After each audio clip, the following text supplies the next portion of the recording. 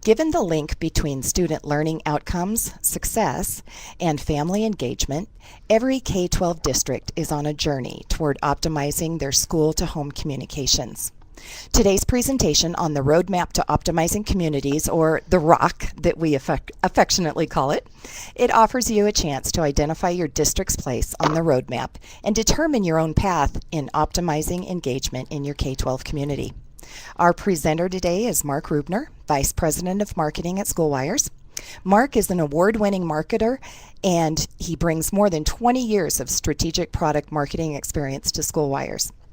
He developed and executed the go-to market strategies for numerous product launches at global organizations, including American Express, Blackboard, Maximus, and LiveText. Marc also holds several U.S. patents for product innovation. He earned a Master of Arts degree in Communications from the University of Pennsylvania and a Bachelor of Arts degree in Political Science from Brooklyn College. So without further delay, Marc, the mic is all yours. Thank you, Deborah. Welcome, everybody. I hope you can hear me okay. And Deborah will text me in this little box here in case you can't. Again, welcome, everyone. Deborah gave a great introduction to the session today, and I'm going to speak for about 40 minutes and then give folks a chance to ask questions. I strongly encourage participation through the Q&A box and the text chat capability so that we can make this a fruitful exercise for everybody on the call today. One point of emphasis is although I work for an education technology company, I want to make very clear that this is not a product demonstration today, nor is it in any way, shape, or form a salesy presentation. I'm really excited to be presenting today because it is a review of a concept based on research conducted over the past 7 years by Schoolwires with some help from some academic partners, revolving around optimizing community engagement for K-12 school districts and their communities. And the Roadmap to Optimizing Community was born from research we conducted, it started about 2007, that was really focused on websites. And back 7-8 years ago, the concept of online communication was really based on the proliferation of district websites, which at the time were just starting to become ubiquitous. And that has since evolved over the years to go way beyond just a simple web presence of a school district and has evolved into more of a holistic look at total community engagement and how school districts today in the aggregate are achieving that along a continuum. And one of the concepts you'll see today that's the foundation of the ROC is this continuum that schools take on, almost like a journey from the very nascent, the very fundamental function of communication all the way through to highly engaged communities. And we'll show you what that means. We'll discuss some of the research, and we'll talk about some of the capabilities needed to make sure that your journey continues successfully up on that model. So let's get right into it. I just want to talk about Schoolwires for a minute. Schoolwires is essentially an education technology company, but that's sort of what we do. The reason we come to work every day and the reason we're so excited to be able to enjoy our thought leadership position in the K-12 community is because we believe every K-12 community should achieve their optimal level of engagement. That's why we come to work every day. The more than 1,800 districts and educational entities that choose to use our products and services yield more than 3 billion web view pages every single year. And that's an incredible testament to the ability of our school leaders, superintendents, teachers to use technology in a way that truly engages community. And we couldn't be more proud to be able to be at the forefront of that.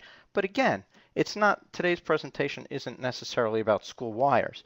It's about leveraging the tools you have in place today to be able to get an optimal level of engagement, coupled with the offline initiatives, the policies, the procedures, the training, the emphasis that you put on community engagement. So again, don't think of this as just a topic related to technology. I'm hoping it's more than that. I'm hoping it serves to spark your imagination and give you a bit of a blueprint, a roadmap to optimizing your community from a variety of different ways, in a variety of different ways. So what is the ROC? It's a roadmap. And what we've found through our research is that every K-12 district travels on a journey, starting at a very nascent place all the way up, and essentially 5 different levels, to optimizing their community. And what we are hoping to do with today's presentation is help you identify where your school district is on this model. Where are you on the roadmap? Are you at the very beginning of the journey? Are you on your way up the ladder, or are you at the very top of the ladder based on the benchmarking research we've done among K-12 districts around the country? And I'm hoping that when I show you the graphic that defines the ROC, you'll be able to say, yes, this is exactly where I think we are. And if I've done that, if I've accomplished that, then that should give you a good starting point for benchmarking your district against K-12 communities in the aggregate. And then we'll talk about what it takes to get to the next level and the value of getting to the next level. I saw one comment in the chat box when we were serving the warm-up period before 3 o'clock, and somebody had mentioned that supportive and interactive or interested parents are a major key to educational effectiveness. And spot on. Absolutely. And not just because all of us say so and nod our heads and agree to it, but the research proves out time and time again that effective parental engagement is one of the top 2 most important out-of-school factors to driving student success, the other being socioeconomic factors. And one can make the argument those who are highly connected.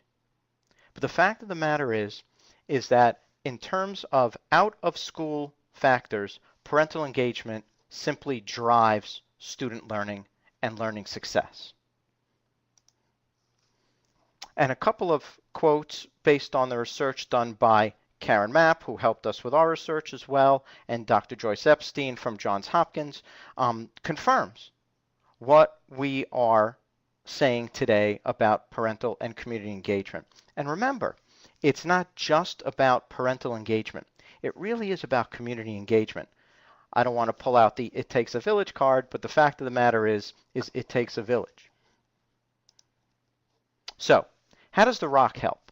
How does what you're about to see drive success in optimizing communities? Well, first and foremost, it provides a benchmark. It provides a starting place.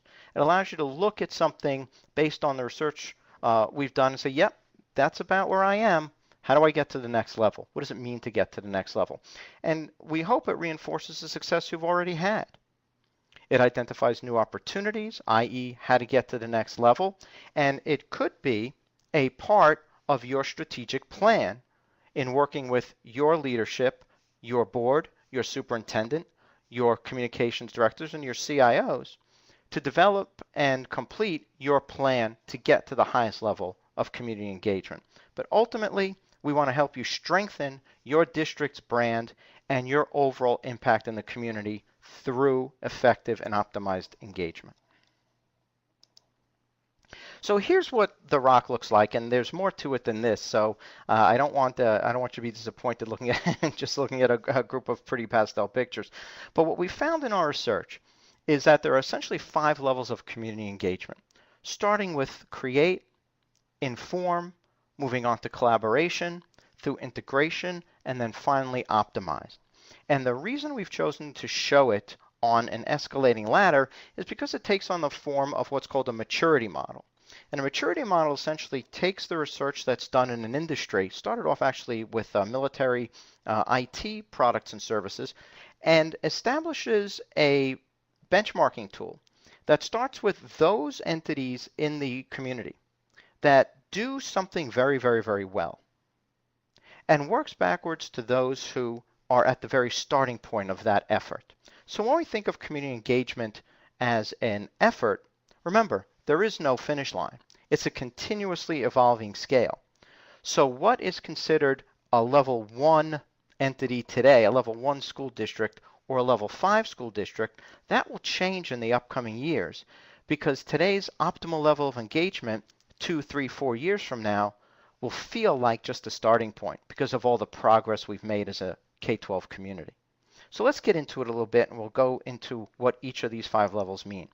So if you're at the create stage and you're sort of at level 1 and you've got, let's say, an online presence, and you've managed to find somebody within your school district who's responsible for getting some content out to parents. Those communities who are at the most beginning stage, the create stage, are simply creating messages. And they're mostly one-way directed from the school district out to the community. And there is potentially an online system that's doing this. They've got some static web pages, but there's probably little coordination of content. There's probably a lack of uniformity in branding, in tone, in voice. And that's important because the tone and the voice of your communication effort sets the expectations for parents in terms of what their experience is going to be with your district. And whether that involves parents and community members who are already part of your K-12 district, i.e. they have kids who go there, or are new to the neighborhood and are looking to choose and select where they're going to send their children, this tone, this voice, this capability matters. And if you're just at the create stage now, it's important to pay careful attention to how you move up this ladder and move on to the subsequent levels that go beyond simply pushing information out without that return. And as we get up the ladder and move on to the second stage, the informed stage, what you're seeing is districts who have maybe more of a centralized website management, and they've got some more effective design tools. They're starting to think about brand. They're starting to think about tone. Now they're starting to distribute content, and they're really publishing and editing before it goes out the door. It's still kind of a one-way communication. But now you've maybe got some parents involved, some community members involved in creating that content. And so the content is starting to be a little bit more than just produced by a single person within the school district. You're starting to think about some brand elements, and the information, though, is still sort of pushed out. Haven't achieved that two-way. So if you're thinking, boy, that sounds like me, you're probably at the informed stage. And what you might want to look forward to is getting to that next level of collaboration. Now you're starting, the school districts who do this well, who are at this middle and collaborative stage, are starting to share website and community management. They're not just relying on a resource at the district to push out information. Now they're relying on information coming in from the community, and it's a two-way conversation. Content relative to the district, relevant to the community members, is produced not just by those who are employed by the district, but by parents, by students, by other community members who have a stake in the community. And it goes to an interesting concept called community accountability, which I learned from the folks at TASA, the Texas Association of School Administrators, which is their superintendent association. And Texas being the size of the state it is, the folks at TASA came up with 4 pillars for improving education in the state of Texas. And one of those 4 pillars was something they call community accountability. And the essence of it is the community cannot rely just on the school district to drive learning outcomes and improve student learning. It's the entire community's responsibility.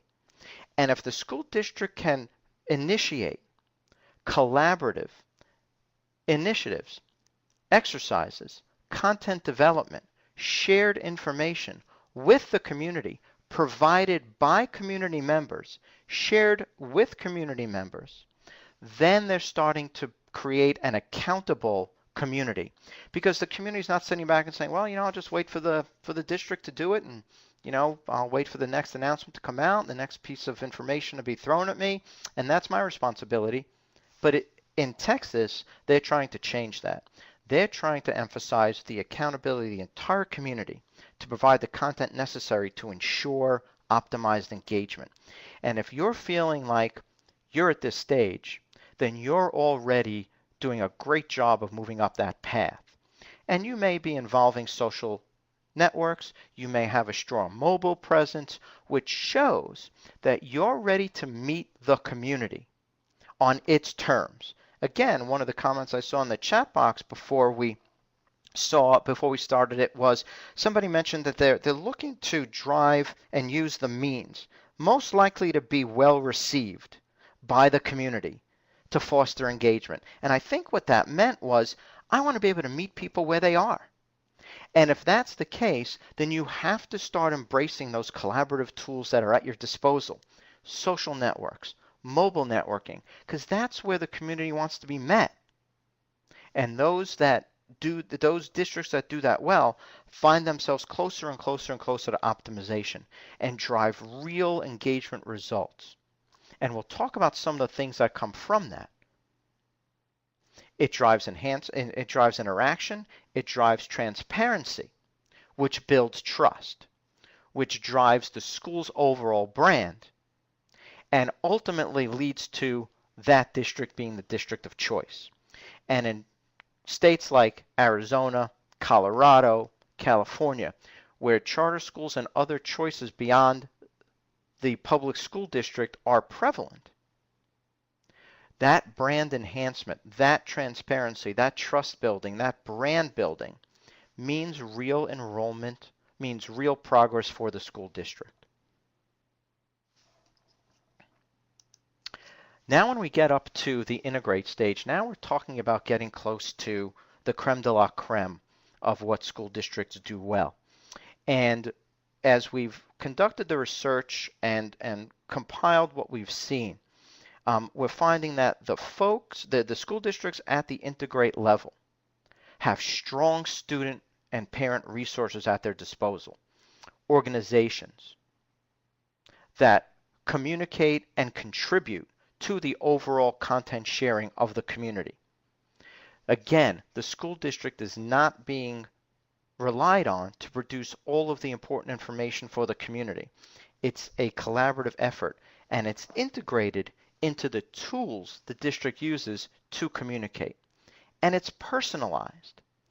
It feels like the information was compiled and distributed just for me, because the folks who are closest to me, my fellow community members, are the ones who are creating it and sharing it and utilizing the tools to optimize the distribution of that information.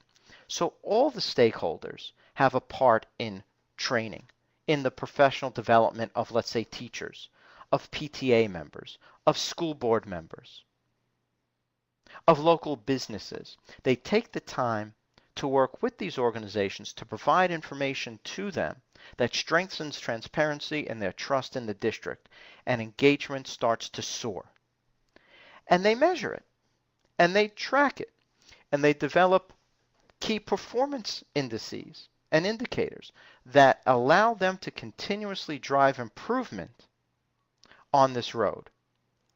And the most successful of those districts who are at this stage embrace interoperability, and they become technically savvy, and they become politically and communicatively savvy in partnership with folks in the entire community.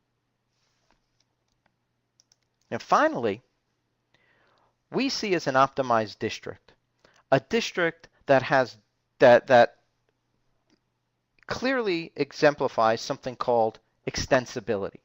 And extensibility is sort of a fancy term for being able to take in any components that are willing to share and make them part of the community. So whether it comes from business, whether it comes from social networks, whether it comes from the political leaders of the district, of the community-based leaders of the district, the school district is willing to take in all of these resources and make them part of the community sharing event. And doing it through social networking, doing it through mobile interaction, doing it through offline methods, such as knocking on doors and getting people to the town halls. I had a nice wake-up call from a colleague of ours in Glendale, Arizona, who came from Philadelphia. And he is the director of public relations at a fairly good-sized elementary district in Arizona. And he said, look, Mark, my my way of engaging my community is to knock on doors. And I'll engage in retail politics. I love the tools. I love the online collaboration. I totally embrace all of the networks you're talking about. But the fact of the matter is, in my community, sometimes I've got to go out and get them. I've got to knock on doors. I've got to feed them. I've got to give them a reason to come, and I've got to talk to them one-on-one and in large groups in person in order to properly engage them. And that's an important part of an optimized community as well. It's not solely about the fanciest technical tool and the best custom app and 40,000 likes on Twitter. It's great. If you're doing all that, you're probably doing something right. But let's not forget about all the offline things that optimized communities do, which can be enhanced and forwarded with technology tools. But let's not lose sight of that one-to-one in-person communication opportunity. So, having gone through those 5 levels, I'm going to show this to you. And it's a bit of an eye chart. But what it shows is it gives you a minute to pause. And if you guys wanted to just take a look at it and think back to the definition, look at the capabilities within that box, and take a look and say where you are. Just go ahead, write in that text chat box, and go ahead and throw out a number. And I want to see this thing blow up and say, man, looks like I'm a 2. Between a 3 and a 4. You know what, Mark? I've nailed this. I'm a 5. Somebody hit me. Got a 3, 2 to 3. Have to maximize to read it? Yep, you probably do. We're working on that. I got a 4, 2 to 3. You know, I'm always amazed at how many folks are willing to put themselves between boxes. I'd say 75% of the responses now, maybe 85% of the responses I'm getting now indicate that you're between stages. And that's really interesting, because what that shows me is that you're willing to say, I'm here now, but boy, if I could just do a little bit more, I'd be here. I'd be one step up the ladder. And by the way, being that this is social science, it's not exact science. So there's certainly room to improve this and to continue to strengthen this paradigm. And we're working even further with the folks we mentioned earlier, as well as a team from Project Tomorrow, to continuously improve the model. I see some 3s and 4s. I see a couple 4s. That's awesome that you guys are in a great position. Lisa from Cleveland, no surprise. Say hi to Roseanne for us if you would. That's great. That's great. And if you look at the top section and you look outside the boxes and you see those sort of services and initiatives that are up top of the boxes, that's meant to say, hey, it's not all about technology. It's not 100% technology driven. It's about the services you provide through to the community, to your teachers, to your communication leaders, to your executives, to your school board, that enable them to establish that transparency, that two-way communication, that integration, that also helps you get up that ladder. Again, not just about the technology.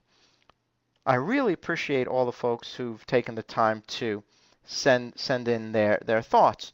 And it's a wide range, though I did not see a single 5. I saw some 4s.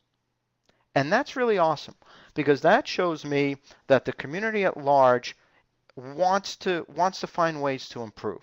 And I'll tell you, as we go through this research over the next 2 to 3 years, what we're going to find is what we consider an optimized level 5 community today could be a 1 or a 2 to 3 years from now.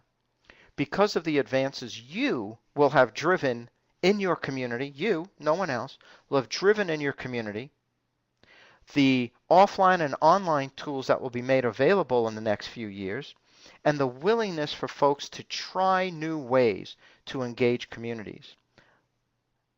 This level of optimization, this 5, will feel, been there, done that, got to do better. And I'm looking forward to continuing to report on this as we go forward. And I see one comment here from Phoenix, 3 can be done without much technology. That's right. That's exactly right. I agree 100%. And I'm hoping that the folks on the call see that. And what we're going to talk about next, interestingly enough, I think is maybe the elephant in the room, which is, you know what, Mark? This grid is interesting. This grid sort of works for me a little bit, but the steps work for me a little bit. Let me offer this other way of looking at it. If you wanted to sort of take a little bit of a quantitative approach or an empirical approach to this, I'm going to offer this. At the beginning of the conversation, Deborah talked about 2 tools that I would introduce to the conversation. And I wanted to bring them up now because this might help folks who aren't really sure how to really position themselves on this model, a way to do so with some empirical data. And so one way to look at this is to look at it almost like a Gartner grid. And if you're familiar with consulting companies, they love to put things in grids, in quadrants where, you know, if you're on the upper right-hand corner of the quadrant, you're the best of breed and you're at the top of your game. And I stole that idea from that concept, basically. And what we've done is we've taken the model and we've overlaid this grid on top of it. And we said, based on 2 variables, your digital or your online resources, the tools you have to work with, matched with the level of engagement you're typically enjoying today, which is more of a qualitative assessment, you can help position yourself on this model. So at the end of the presentation, you'll have a way to see the web grader and the community assessment tool in the text chat box. You might be able to see it right now. Go ahead and copy that link. Do a little right click on it, copy it, put it in a Word document, put it somewhere, and after the discussion today, go ahead and fill out that information. It's a little tool you can use to get a score on the vertical axis. Oops, I gotta watch my camera. On the vertical axis and a score on the horizontal axis. And with those 2 scores, you'll be able to position yourself in one of these quadrants. And you'll say, boy, these are the things I need to do to move up to the next quadrant. And we'd love to get your feedback on it as well. And you'll see ways to get us that feedback. But go ahead and copy and paste these links that you see in the chat box here. Wait till we're done. And then go ahead and try them out. And then give us your feedback on the EdWeb engagement community, on Twitter, on Facebook. Connect with us all over the place. And share your feedback with us. And I'd love to personally help you sort of interpret those results and figure out where you might be on this grid and how you might be able to adjust your strategic plan, your initiatives for this year and the following year to get to that next level. But Mark, I hear what you're saying. Truth of the matter is some of what you're talking about translates into money, translates into available resources, and even translates into some of the socioeconomic difficulties that are just simply present in my district, in my community, that I'm having a hard time overcoming. And I'd like to do more. I know I'm at a 1 or a 2. I was brought in here and my day-to-day goal, my life, depends upon me getting to those next levels, but I've got roadblocks. I've got financial roadblocks. I've got socioeconomic roadblocks. I've got challenges that are in my way of achieving my ascent to the next level. Yes, I believe that's true. What I'm going to ask is that you take a step back and you use what the resources you have to clear those roadblocks, meet folks on their terms, be willing to let go of some assumptions that may or may not be true, and plow forward to reaching that community on its terms. And again, whether it's through better technology, online tools, or the retail politics of knocking on doors, those roadblocks can be overcome because districts similar to you have overcome them. And those stories are out there. And they're exciting and they're exhilarating, and they're real. Being willing to let go of certain assumptions about the technical capabilities, about the communicative capabilities, about the abilities for certain districts to share information and the way they'll receive information based on cultural differences, economic differences, are very real. But letting go of them and driving and plowing through them may be the only way to eventually break them. Had a really interesting conversation with a colleague of mine at a high school only district out west. And one of my favorite stories is I went to visit with his team in a state where there is tremendous amount of school choice within the district, and school choice from charter schools, private schools, online learning, homeschooling, other schools within the state, because it's an open enrollment state. Very, very challenging from a choice perspective. And I said, well, what's your biggest challenge? He looked at me and he said, Mark, my biggest challenge is myth busting. I said, what do you mean? He said, there are a lot of things that are assumed about my district, about the schools within our district, that are simply not true. That our schools are unsafe, that our buildings are falling down, that our students don't graduate, that our students don't achieve test scores. And I said, well, are these things true? He said, absolutely not. As a matter of fact, Mark, I'm not even going to complain about money. I've got resources. My buildings are modern. My technology is as good as any around. My student success metrics are up to par with any in the state. Yet, students and parents choose not to come to my high schools because these perceptions exist, these myths exist. I said, well, what are you going to do about it? He said, well, we went on a great advertising campaign. And we worked with an organization that owned billboards and gave us some pro bono space on billboards. We did direct mail pieces. We did online communication. And we are out there busting myths. I said, great, can you show me some of this stuff? And I went through all of the billboards, all of the direct mail pieces. I went through the messaging on the website. And it was very, very professionally done. It was beautiful to look at. But not one single piece of information had any metric, number, empirical data point that busted any of those myths. All of the time and money spent in concocting and executing this expensive campaign was lost because the message didn't match the challenge. And I felt that was a great lost opportunity. So the roadblocks they thought they had may or may not have been completely relevant, well stated, well researched.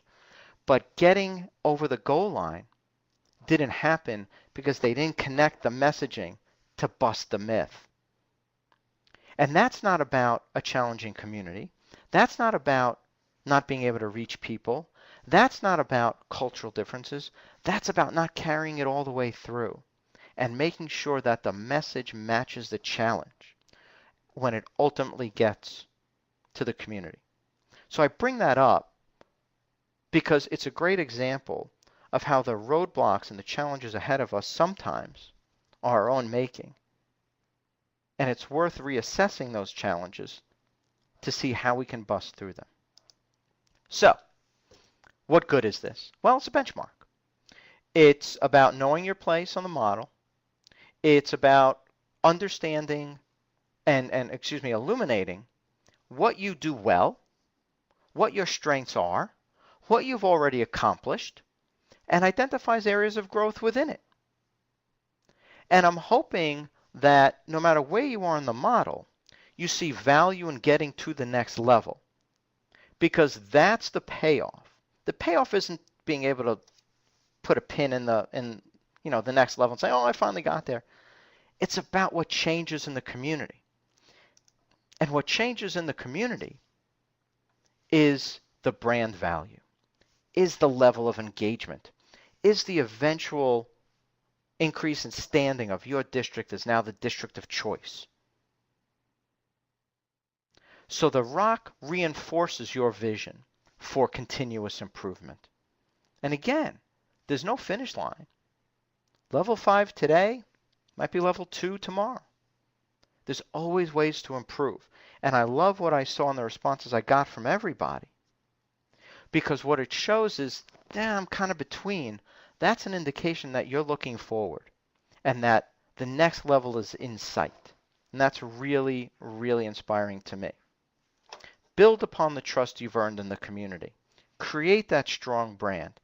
And as we said before, given the connection between parental and community engagement, create a real impact on student achievement and the overall performance of the district. Look, change is everywhere. Between Common Core, NCLB, and the change is yet to be conceived with a new president coming along in a couple of years, a new administration coming along, a new Congress coming along. What's going to change in education next? One thing's for sure. No matter what change happens, it's going to affect every single one of the people on this call. And it's going to affect each and every member of your community. The extent to which your community trusts your understanding of and communication of those changes is the extent to which your district will enhance its standing, continue to grow, and serve its community because you've established a measure of trust. So where are you on the rock? Go ahead. Use the digital resources that we've provided. Hopefully you've had a chance to copy and paste them into a browser, into Word, and you'll, after this conversation, you'll be able to take those scores and match them up and say, wow, I've got 8 out of 10 here. I've got a 9 out of 10 here. Looks like I'm doing pretty darn good. Or maybe the scores won't come out the way you hope they would, and there's room to improve. Regardless, I want to be able to continue the conversation. I want to be able to help you interpret the results. I want to be able to help you use the research we've conducted and have brought to you to figure out how to get to the next level and what it means to get to the next level. And again, not just about technology solutions, but about driving community engagement initiatives. Love to be able to help you. And starting off with those 2 online tools is just a way to sort of get the conversation going, right? And then you can take stock. And then you can work with your strategic plan and insert those capabilities, those solutions, those initiatives into your strategic plan. That will help you get to the next level. Now, for those who saw the sort of blurry version of the big slide, I want to make clear that this will be available on recording. And we can get you a copy of this presentation in its entirety in PowerPoint or PDF simply by asking. And again, going back to the EdWeb community page for the family engagement community that we happen to run, checking in with us on Twitter, on Facebook, on LinkedIn, getting to us directly however you'd like. I'd be glad to share this presentation so you can have it at your desk and you can be able to use it to construct your plan. Thank you. It's been a great 40 minutes. I hope it was a valuable 40 minutes for you, and we'd love to open it up for any questions you guys have. All right, I've got some. So Deborah, is it okay if I just read the questions and go from there? Establishing the two-way street is the difficulty. How do you get more involvement when many parents do not have computers or internet access? Flyers, letters often never get to their intended recipient. Yes, absolutely. Great question. Thank you for that. Here's one of those assumptions, and you could not have set me up better if you wanted to. One of the interesting things that we learned in our research, and I just saw some new research from, I think it was EdWeek. I hope I'm not screwing up the source. But a third party, 90% of parents of school-age children have a cell phone. 50% have smartphones. So what does that mean? That means that at a minimum, they can be communicated to via text and voice. Now, Mark, that sounds like a one-way communication tool. No, not necessarily. There are tools on the market today, not from Schoolwires, from other very well-respected organizations, that provide communication methods that take advantage of this, of text. Not HTML, not browser or Wi-Fi based communication, simple text, simple voice that allow members of the community whom you may feel are not up to speed from a technology perspective to get the information they need. It's there. I don't want to be prescriptive, but there really is no excuse to not communicate with a full breadth of the community. And with the proliferation of smartphones soon replacing non-smartphones almost holistically over the next 24 months, the ability to do even more will continue to grow and grow and grow. So are you going to be the kind of district that still feels like the only way to communicate is through a paper flyer and a backpack?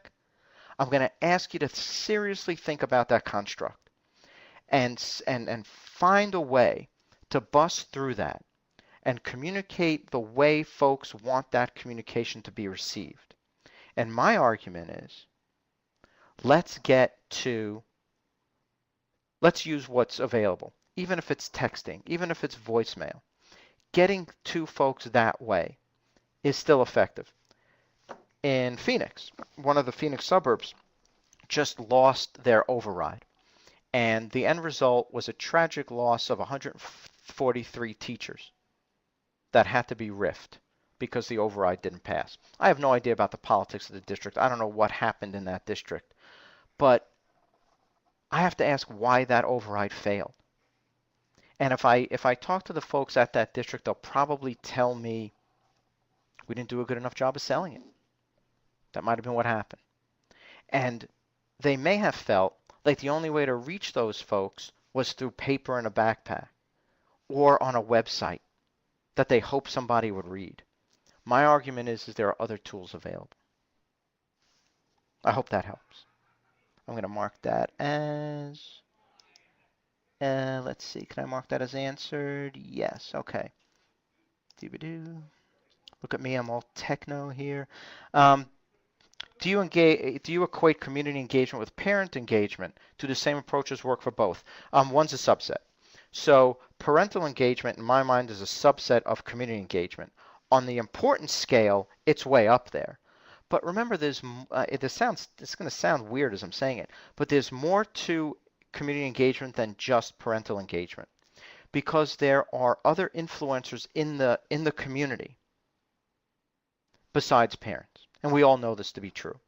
There are school boards, there are local businesses, there are parent organizations, there are recreational organizations, there are civic organizations who play a role in determining the quality and the engagement optimization of that district. Do the same approaches work for both? I would argue that yes, the same approaches can work for both.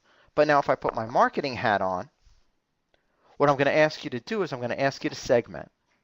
And I'm going to ask you to take that extra step and make sure that the communication you're distributing is not a one-size-fits-all communication plan. Because you simply cannot talk to parents the same way you talk to local business leaders, local civic leaders. You have to speak differently and perhaps even reach differently each of your constituents. In marketing terms, they're called buyer personas.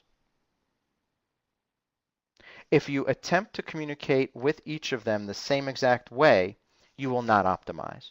So it is important to segment.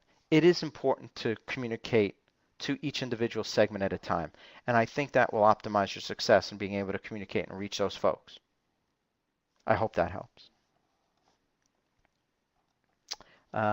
Is the tool a self-assessment tool, or do we have to submit it for analysis? So you got two different tools. One is called a web grader, and it's basically a tool that takes your URL and passes judgment on it, for lack of a better term, and uses a very, very advanced technological algorithm to assess the quality of your website based on certain criteria. And that involves nothing more than logging in your URL, waiting a couple minutes, and getting a report back. The other tool is called the Community Engagement Assessment, and that's basically a survey. And I think there are 15 questions on it, Deborah can correct me, that you'll answer. And it's not about technology necessarily, it's about engagement initiatives. It's about priorities. It's about your perspective and your assumptions on the level of community engagement you're achieving today. And that too will produce a score. And you'll get basically a report. So it's self-serve, and you should be able to enjoy that analysis. And I'd love to, again, I'd love to help you interpret it if there's an opportunity to do so. And if you wanted another set of eyeballs to look at the results, I'd love to be able to help and go through it. I hope that helps. Where will we find these tools to self-assess? If you scroll back up the chat box, you'll find the 2 links that Deborah provided, and you can copy and paste them and use them at any time. But I'll tell you what, anyone who's on the call can receive an email from me or Deborah with the link. If you can't find it in the box, please feel free to again, hook up with us on Twitter, LinkedIn, Facebook, email me directly at that email address that's on there, and I'll send it to you. I'll send you the links.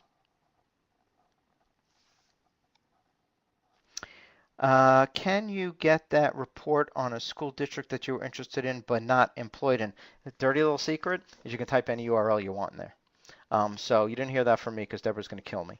But the truth of the matter is it'll work on any website. Yeah, you can.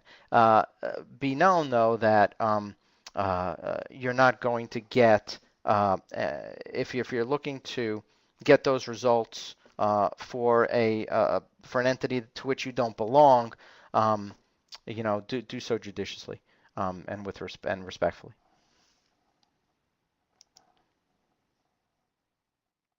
Okay. Let's see. Is the tool a self-assessment? We had this. Yeah, we did that one. Marking them as answered as we go. A lot of questions. Do you equate? Got that one? Yep, sure. Okay. And so our district doesn't offer a mobile app. How critical is it for a district to have one if we already have a responsive web design? Wow, that's pretty technical question.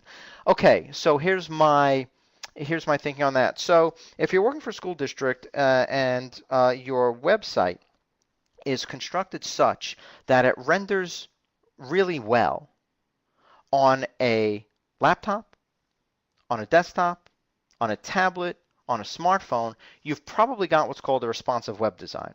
And a responsive web design is a website that's been coded so that it recognizes the platform it's presenting on and adjusts itself accordingly to fit aesthetically that device. That is the minimum requirement for effective mobile technology today. If you're not doing that today, you're probably not giving your brand as much value as it deserves. Because it says to the person who's looking at that school district on their mobile phone, by the way, 50% of folks will start their search for almost anything on the web on a mobile device. So they're going to use this to search for your school district. And if it's not rendering properly, if they're having trouble navigating and finding the information they want, that's going to speak directly to your brand. And they're going to translate that into, this is what I can expect from your district. It's simply the way it is. So having said that, why would you need a mobile app? Well, the best analogy I use is if I were to say to everyone on the phone right now, go ahead and check your Facebook page. How many people are going to go to their browser and click www.facebook.com, log into Facebook, and you're not going to do that. You're going to go to your mobile app. Because as a consumer, that's your preference. It's faster, quicker, better, and you're already conditioned to do so. So is your community. Your community is conditioned the same way. Get the information fast, get quick access to what's important now, get notifications pushed to them so they don't have to go in and find them themselves proactively or reactively. That's the value of the mobile app. And forget the fact that I work for a technology company. Just think about how you engage with companies today, from Facebook to Yelp to Uber. You're not going to www.facebook.com to check on your Facebook status. You're going to pop the app up, and so will the members of your community when they're dealing with your district. I hope that helps. Let me get rid of that one. Who did you get your research from to create the community engagement assessment? Again, it was done through our proprietary research with over 1,700 now almost 1,800 school districts and education entities over the course of about now 8 years, and we got some help from two academics, Dr. Joyce Epstein at Johns Hopkins and Dr. Karen Mapp of Harvard, to help us put this together and assess it. And then what's coming up next, the next iteration, is going to be in conjunction with some research we're doing with Project Tomorrow, which does probably the broadest research of any organization I've seen on school district communities, engagement, etc. So really exciting to be able to work with Project Tomorrow to take this even to the next level.